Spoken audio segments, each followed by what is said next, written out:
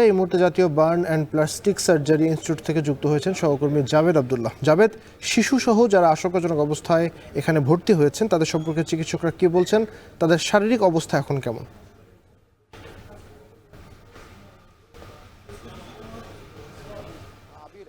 বলছিলেন গতকাল রাতে আশুলিয়ার গোমাইল এলাকায় আমজাদ ব্যাপারীর বাসভবনে মূলত এই অগ্নি দগ্ধের ঘটনাটি ঘটে। মূলত সেখানে সুমন মিয়ার সুমন মিয়ার বাড়িতে তিনটি পরিবার একত্রিত হন। তারা পরস্পরের ভাই হন এবং যে আর একজন যিনি রয়েছেন দগ্ধ শিশু যার কথা বললেন তার মামি হন। মূলত স্বজনের আত্মীয়ের যে নিমন্ত্রণ, সেই নিমন্ত্রণে মূলত তারা সেই বাড়িতে একত্রিত হয়েছিলেন। সেখানে তাদের ছোট মামি তাদের জন্য পিঠার বানাবার জন্য পিঠা তৈরি করার জন্য রান্নাঘরে গেলে রান্নাঘরে গ্যাস লিকেজ থেকে মূলত অগ্নিদগ্ধের এই ঘটনাটি ঘটে। ঠিক সেই সময় 11 জন যে সদস্য রয়েছে তাদের তিন পরিবারের সেই সদস্যরা অগ্নিদগ্ধ হন। স্থানীয়রা ঘটনাটি বোঝার পরে তাদেরকে উদ্ধার করে স্থানীয় যে হসপিটাল সেখানে তাদেরকে প্রাথমিক চিকিৎসা প্রদান করেন এবং তারপরই তাদের যে শারীরিক অবস্থা সেটার অবনতি হলে তাদেরকে ঢাকায় আনা হয়, জাতীয় বার্ন অ্যান্ড প্লাস্টিক সার্জারি ইনস্টিটিউটে আনা হয়।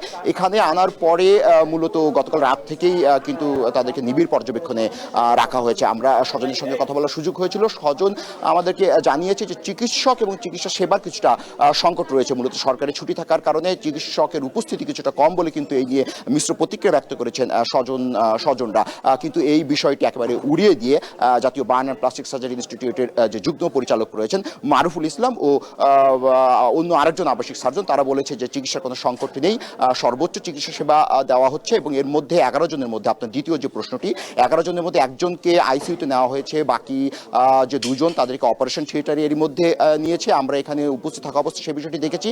4 জনকে আইসিইউ এবং আর বাকি 4 জনকে সিসিইউ অর্থাৎ করোনারি কেয়ার ইউনিটে নিবিড় পর্যবেক্ষণে রাখা হয়েছে। ডক্টরের পক্ষ থেকে জানানো হয়েছে যে সর্বোচ্চ চেষ্টা করা হচ্ছে রোগীদেরকে স্বাভাবিক জীবনে ফিরিয়ে আনার জন্য। তবে এর মধ্যে আমাদেরকে যে বিষয়টা একটু মোটা দাগে ডক্টর জানিয়েছেন সেটি হলো যে এর মধ্যে একজন মানব দেহের 25% পুড়ে গেলে সেই রোগীকে বাঁচিয়ে রাখা কিছুটা অসম্ভব হয়ে পড়ে এবং এরই মধ্যে যে 4 জন রোগীকে আইসিইউতে রাখা হয়েছে সেই 4 জন রোগীর মধ্যে প্রায় 4 জনেরই 80 থেকে 90% দেহের যে অংশ এবং শ্বাসনালী সেগুলো পুড়ে গেছে এবং তাদের চিকিৎসা ব্যাপারে ডাক্তাররা এখন পর্যন্ত আশাহত নন, তবে চিকিৎসা চালিয়ে যাচ্ছেন চিকিৎসকরা। তো এই ছিল আমার কাছে জাতীয় burn and plastic surgery institute থেকে আবির সবশেষ তথ্য।